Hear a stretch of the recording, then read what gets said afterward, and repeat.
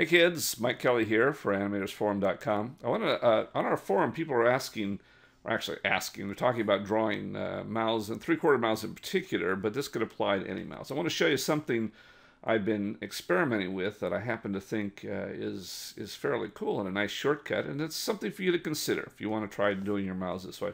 But anyway, here's one of my characters from the old style, the way I used to do the mouths, and how I used to do them. I'll zoom in here on the mouth.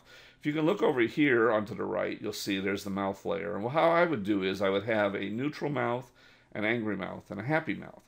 In addition, I would have these rest mouths that I could switch among. So essentially what I would do is I would load in the talking tracks, or my data tracks, into all three of these mouths, and then switch between them, doing the master switch. So I would switch in between, say, a happy mouth, and then the happy mouth in itself has all the individual phonemes, so you can see that there's those happy phonemes, or I would switch between the angry ones, so they'd have the angry phonemes. So you can see that I had to have three sets of mouths, and anytime I changed anything, I had to change it in three different places and draw all these. And plus, I had a lot of layers, a lot of things to manage, and it was harder to manage on the timeline because I had to load in data for all three of these mouths. But it did allow me to then have expressions where they could be talking, and I could switch right in the middle of their talking. Matter of fact, I think I have a video that explains all this. But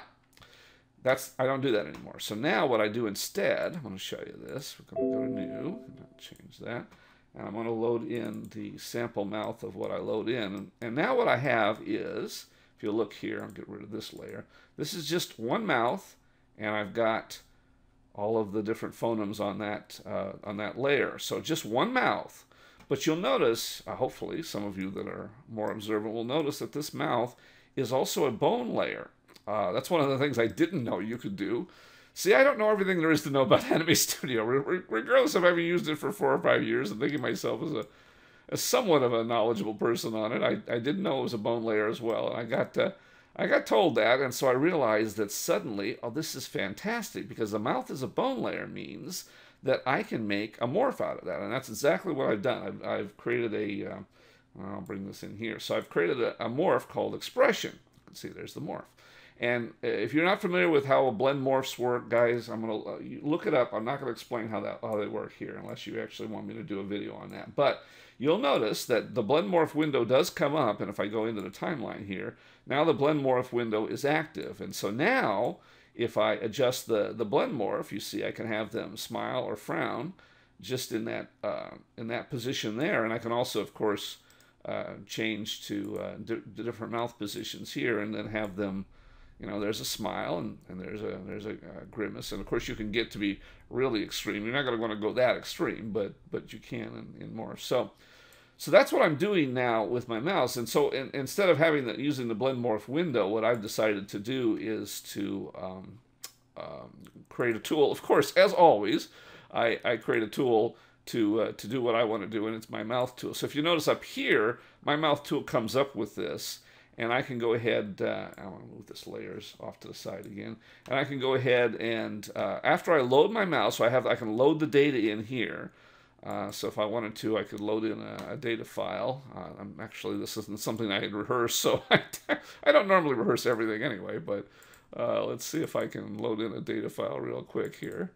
We'll load in that file. Okay, so now there's all the data, and you can see the mouth is moving back and forth. But then I can also then adjust it, so if I have to, I can have him smile here, and so now he would start off, and of course I'd want to maybe put the rest position in and the neutral position in here, so that he starts off here, and then he smiles and talks for a while like that, and then maybe because I want to pin that position there, so I want to go for, the happy position there, and then go over here and then have a rest position. So anyway, I can adjust his expression as he goes along, and happy, and then maybe he immediately gets angry there after he's happy there. So I get him here to sad or angry, so he goes from there, and then all of a sudden he goes like that, So anyway, that's what I'm doing with the bone layer and the switch layer, and it's vastly reducing my mouse. Plus, it's much easier to manage all the mouse and the data on the timeline. And I actually